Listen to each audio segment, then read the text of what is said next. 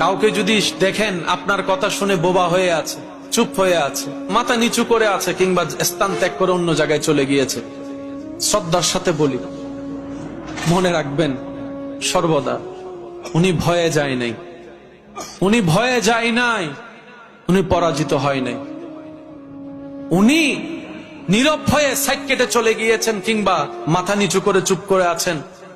উনি চাচ্ছেন আপনি মনে কষ্ট পান।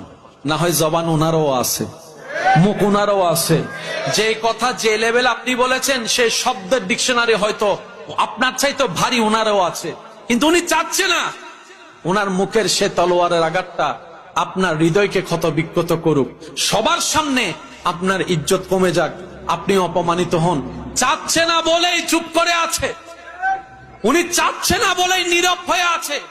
আর এইদিকে উনি ধৈর্য ধরে নীরব হয়ে আছে, ওদিকে ওনার পক্ষ থেকে আল্লাহ ফেরেশতা দিয়ে উত্তর দেয়া হবে। সুবহানাল্লাহ। মনে রাখবেন প্রিয় ভাই, মুমিন বান্দার ডিকশনারিতে লস বলতে কোনো শব্দই নেই। মুমিন বান্দার ডিকশনারিতে লস বলতে কোনো শব্দই নাই। মুমিন বান্দা কাটার ব্যথা পাইলো গুনাহ মাফ হয়ে যায়। মুমিন বান্দা উপবাস থাকলো আল্লাহ তাআলা রিজিকে বরকত এনে দেয়।